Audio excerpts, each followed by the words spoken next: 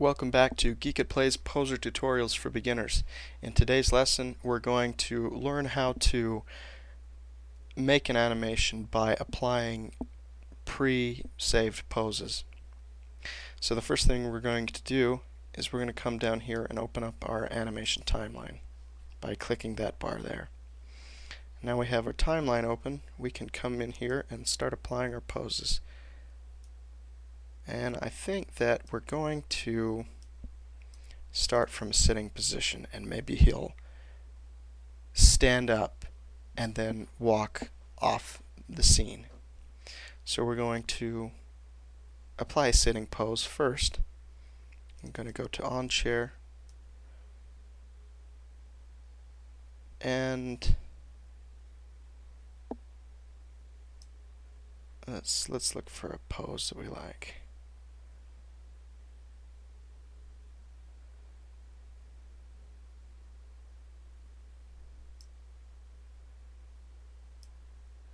Maybe we'll apply this pose. Alright, so we've got our pose now.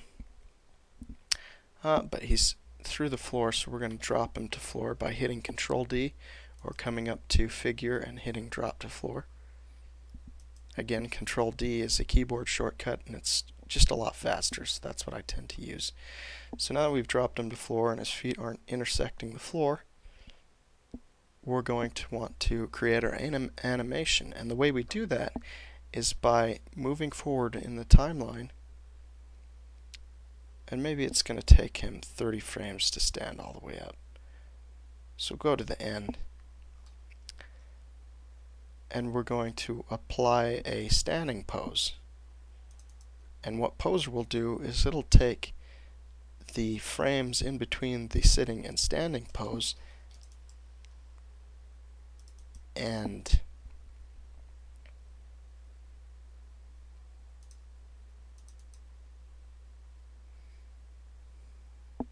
in between the sitting and standing pose,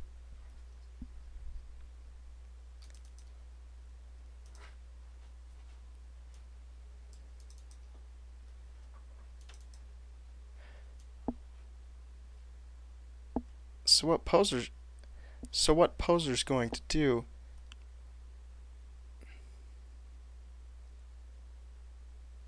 is in between the sitting and standing pose frames, it's going to take all those in-between frames and what we call tween them, which basically means it's going to make it so that they smoothly transition towards each other, so that this leg will bend straight and the torso will come up upright, and it'll all blend together very well. So we're going to come up here and go to our standing pose. Oh, we're in sitting still, so go back out to the standing poses, and let's see, I think we'll go to the stand 3. Oh, and it looks like he goes back through the floor. So what we're going to do is hit Control D on the keyboard. Again, that drops him to the floor, or rather raises him to the floor in this case. Let's zoom out a little bit so we can see what's going on. And we're actually going to move him forward too, because if you come back down here to the timeline and click on this arrow and scrub through the timeline, oh, and look what we did. We unintentionally animated the camera. So let's go to frame 1 and then zoom back a little bit, and that way it won't animate the camera. Again, the way that you animate things is if you're not on frame 1, it automatically will animate your frames. So if I were to go to frame 30 and move the camera, that would be animated. So let's undo that again, and let's look at our animation. See, so his feet are not staying in the same position, so that's a little bit of a problem. So what we're going to do, we're going to come back here to the frame 30 where he's standing up. And we're going to select the hip group and translate him forward or move him forward.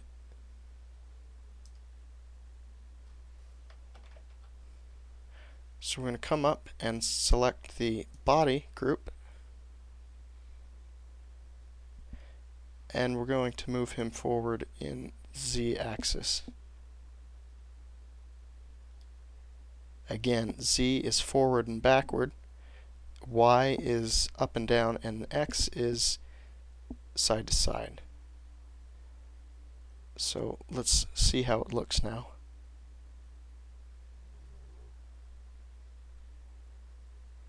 And the feet stay in about the same position. It's pretty close. I think we'll actually move him forward just a little bit more so that at least one foot stays in the almost the exact same position. So now it looks like he's almost pivoting on the left leg. And you know what we're going to do? We're actually going to select this manually and move it back a bit. So his foot slides a little less. Actually, let's move it back farther.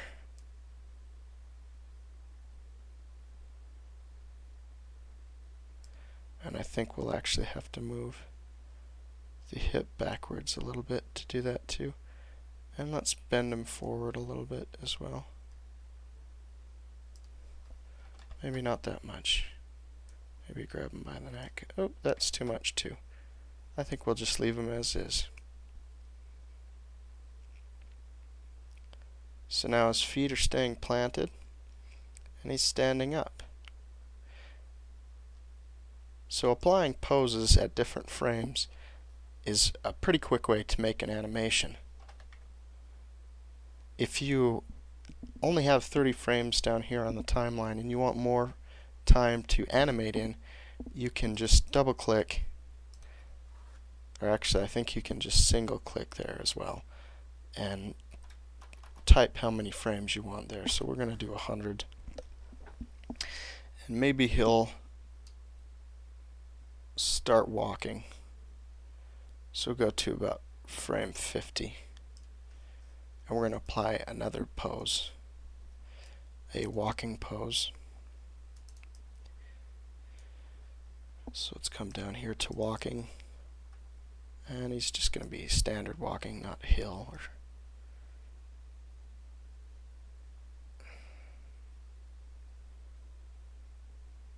Walk 1 looks a little stiff-armed, and walk 2 looks a little bit too exuberant. I think we'll go with walk 3.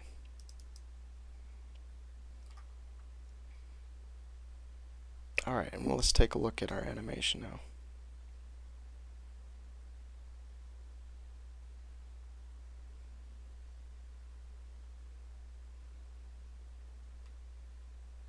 It looks a little bit funny, doesn't it? Maybe we didn't give it enough frames, so let's undo that. And let's give it a few more frames in the animation. We'll go to 60, so it'll be between 30 and 60 that it's applying this pose. You know, and I think we'll actually use walk 2 as it looks a little more natural. Let's drop it to floor. Or not more natural so much as the knees are bent, which will give us a better tween. Again, tween is just blending from one pose to another. And it looks like he's actually switching feet,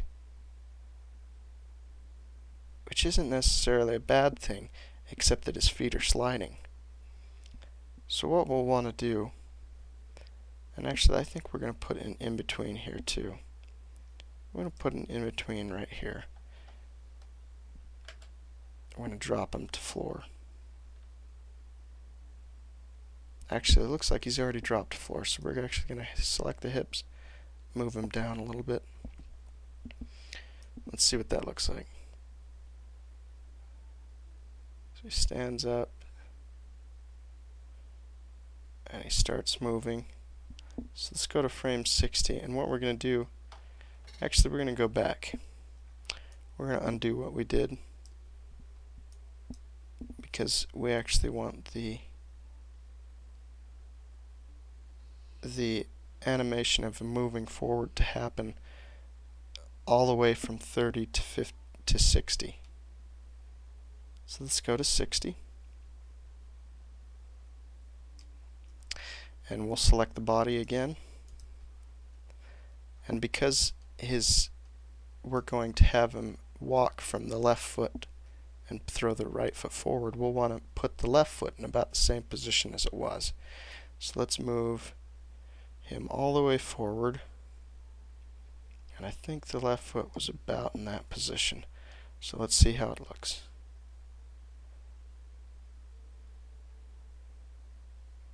That looks pretty good, but it looks like he's actually shifting his left foot side to side. So again, we'll go to frame 0 to see what's going on, so that we don't animate our camera.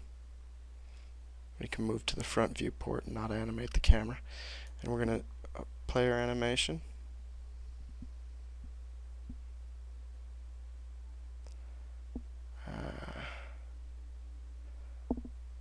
So I think what we'll do is we'll actually move the legs out a little bit for one.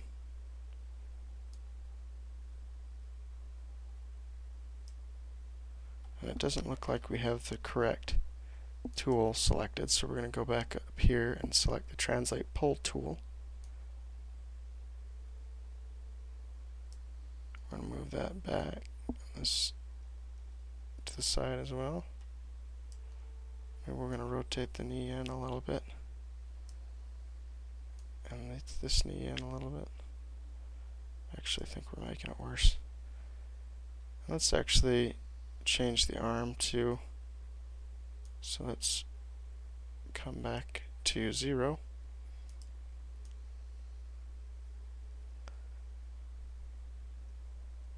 Actually, we'll stay at 60, and we'll just change to a different camera. We're going to go to the left camera. Or rather, we're going to go to the right camera, because the left camera looks left and the right camera looks right. So we're going to see the left arm, and we're actually going to change this so that the arm isn't all squishy.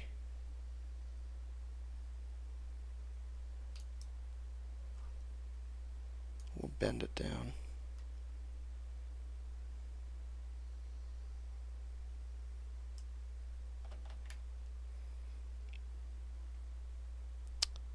Alright, let's go back to our main camera by hitting Control M, or again you can right click in the viewport, and we'll do that side to side. Or let's go to the shoulder, bring it down a little bit, and then twist it a little bit. It's a little more natural. Maybe we'll bring the hand out a little bit too. Alright, let's look at the animation. It looks like there's some problems in between frame 1 and frame 30 with shifting feet, so we'll adjust that too. It looks like what happens is the feet come together too much.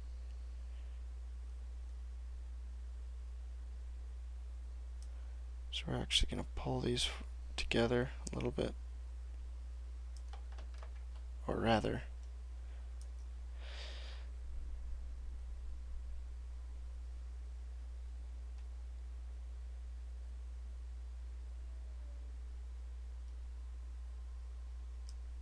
we're going to shift the whole body to the left a little bit, so that the left foot stays in the same position. Maybe more of his weight is going to be on the left foot. We're going to do it also at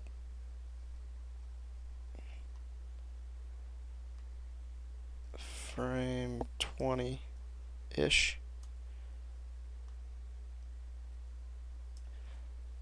as the keyframe interpolation seems to be at smooth, and we'll explain what that means in later tutorials. So we've started to get a pretty decent animation just by quickly applying poses at different keyframes,